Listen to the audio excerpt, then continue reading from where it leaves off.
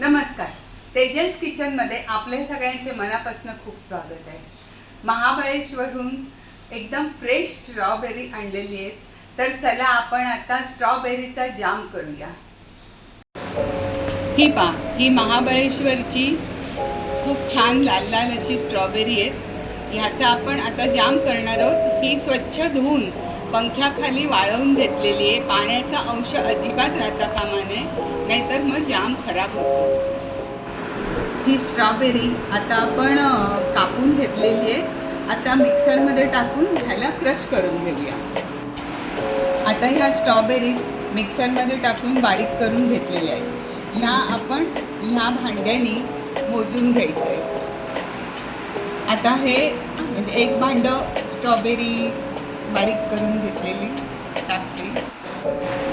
आता एक भरून भांडं झाले होतं आणि हे दुसरं पाऊण पेला झालेलं आहे.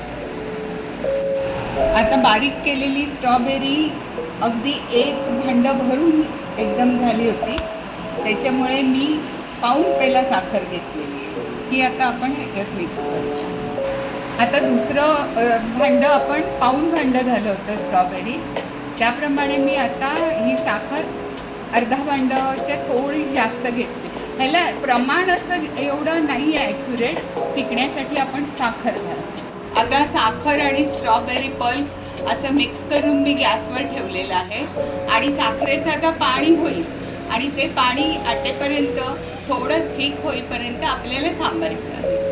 आता आपण ह्याच्यात सायट्रिक ॲसिड घालणार आहोत. त्यांनी जामची टेस्ट वाढणार आहे. हे सायट्रिक ॲसिड आहे. थोडंसं सायट्रिक ॲसिड आपण टाकणार आहोत आणि हे आता ही उकळायला सुरुवात झालेलं आहे आणि साखरेचं पाणी झालेलं आहे. हे बघा, हे असं पातळ झालेलं आहे. तर आपल्याला असं जाड होईपर्यंत हे गॅसवर ठेवायचं आहे आणि हे साईडला असं जे लागतं हे चमच्यानी आपल्याला अधूनमधून असं नीट करायचं आहे.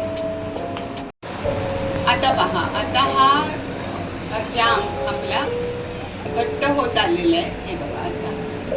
तर हा बघा, आता हा जाम मी बरणीत भरून ठेवलेला आहे. बरणी आपण गरम गरम भरतोय, त्याच्यामुळे ही बरणी पाण्यात ठेवलेली आहे.